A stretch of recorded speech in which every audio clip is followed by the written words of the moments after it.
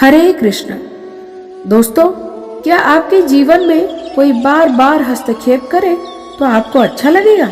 नहीं ना?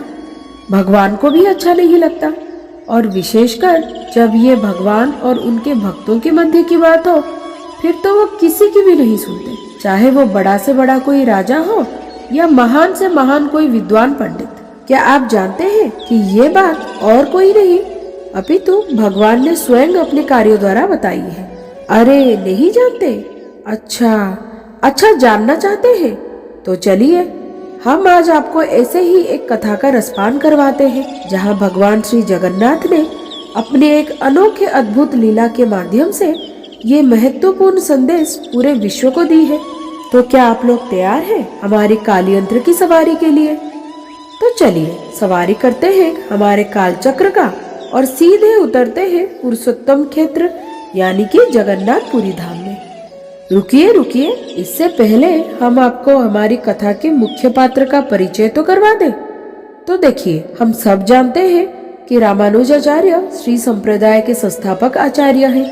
इतना ही नहीं, वे एक महान वैष्णव आचार्य होने के साथ साथ अत्यंत विद्वान व्यक्ति भी थे।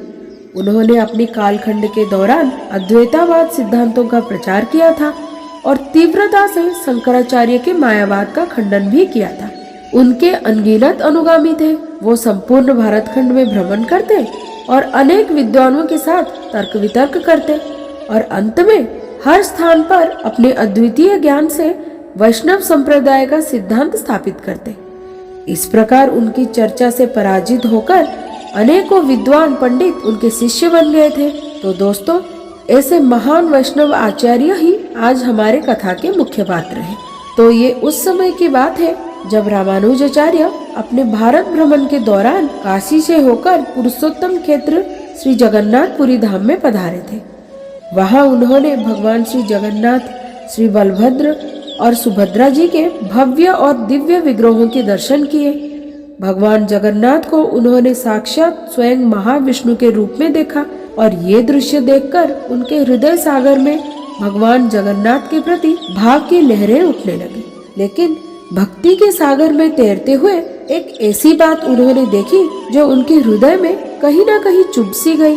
अब देखिए, श्री संप्रदाय के संस्थापक आचार्य और इतने विद्वान होने के कारण रामानुजाचार्य सभी नियमों का पालन करने और करवाने में एकदम निपुण थे।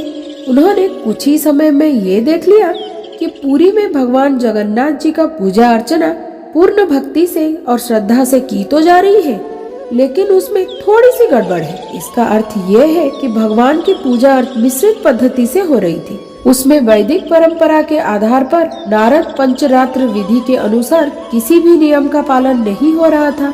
तो उन्हें ये बात बिल्कुल भी अच्छी नहीं लगी। अब इतने बड़े वैष्णव भक्त हैं, अपने प्रिय भगवान की पूजा विधि में छोटी सी गलती को भी कैसे माफ कर सकते थे रामानुजाचार्य?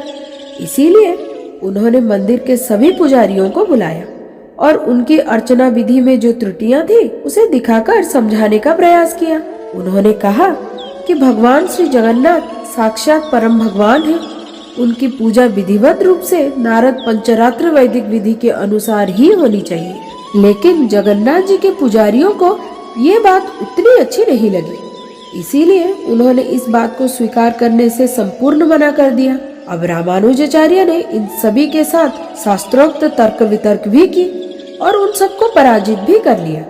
लेकिन फिर भी कोई पुजारी जगन्नाथ जी के पूजा विधि को बदलने के लिए तैयार ही नहीं था। अब रामानुजाचार्य करे तो क्या करे? अब वो सीधा गए राजा के पास और उनको अपनी बात समझाने की प्रयास किया। अब ये तो ठहरे राजा इतने बड़े विद्वान आचार्य की बात कैसे टाल सकते थे? इसीलिए राजा तैयार हो गए सालों से चली आई पूजा विधि को बदलने के लिए। आखिरकार वो दिन भी निर्धारित किया गया जब विधिवत भगवान श्री जगन्नाथ की नई पूजा विधि प्रारंभ की जाएगी और स्वयं रामानुजाचार्य पुजारियों को ये विधि सिखाने वाले थे। इस बात से मंदिर के सभी पुजारी उदास थे और उसी रात उन्होंने भगवान श्री जगन्नाथ जी से हृदय पूर्वक प्रार्थना की। अब देखिए, ये तो हमारे जगन्नाथ जी की भूमि है जहाँ केवल उनकी और उनके भक्तों की ही इच्छा चलती है। ये ऐसी जगह है जहाँ भगवान पूरा दिन भोग स्वीकार करते हैं और ऊपर से जब मन करे तो अपने किसी भक्त के मुख से गीत गोविंद सुनने के लिए मंदिर से निकलकर खेत में भी चले जाते हैं। कभी किसी भक्त के साथ कटहल चुराने चले जाते हैं तो और कभी किसी भक्त के घर में जाकर उसके द्वारा पकाए हुए भोजन ग्रहण करते हैं। ऐसे भक्त पराधीन हमारे जगन्नाथ जी अपने भक्तों की उदासीनता भला कैसे बर्दाश्त कर सकते थे। इसीलिए उसी रात को भगवान स्वयं रामानुजाचार्य के स्वप्न में आते हैं और उन्हें डांटते हुए कहते हैं, तुम कौन होते हो मेरी पूजा विधि में परिवर्तन करवाने वाले? ये मेरे भक्त हैं और जिस पद्धति से मेरी पूजा अर्चना करना चाहे वो कर सकते हैं। तुम्हें ये याद दिला दूं कि ये मेरे विशेष भक्त हैं, इसीलिए अनेक समय से ये जिस प्रकार से मेरी पूजा कर रहे हैं उसी प्रकार से उन्हें करने दो और तुम यहाँ से जल्द चले जाओ। इतना कहकर जगन्नाथ जी ने उस रात रामानुजाचार्य को अपनी गरुड़ पर बिठाकर जगन्नाथपुरी से बहुत दूर कुर्म क्षेत्र में भेज दिया। इधर दूसरे दिन राजा स्वयं और सारे पुजारी मंदिर में रामानुजाचार्य की प्रतीक्षा कर रहे थे, क्योंकि नई पूजा विधि का प्रारंभ होने वाला था ना। लेकिन लंबे समय तक प्रतीक्षा करने के बाद भी रामानुजाचार्य नहीं आए। राजा और सभी लोग सोचने लगे कि अचानक रामानुजाचार्य कहाँ चले गए। कल तक तो भगवान श्री जगन्नाथ की पूजा विधि में परिवर्तन करने के लिए इतने उत्साहित थे और आज जब वो दिन आया तो वो अदृश्य ही हो गए। अब ये बात किसी को पता थोड़ा ही था कि भगवान श्री जगन्नाथ ने अपनी भक्तों की प्रसन्नता के लिए श्री रामानुजाचार्य को रातों रात पुरी से बाहर भेज दिया।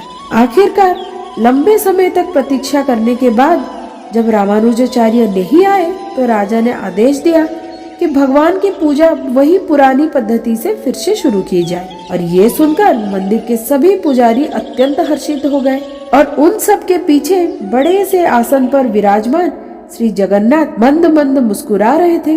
अब उन्होंने क्या लीला रचाई है ये तो सिर्फ वही जानते थे ना। तो दोस्तों, इस अनोखी कथा को हम यही समाप्त करते हैं। भगवान और उनके भक्तों की ऐसी ही मधुर लीलाओं के आस्वादन करने के लिए हमारे साथ जुड़े रहिए और इस चैनल को सब्सक्राइब जरूर कीजिए। हरे कृष्ण।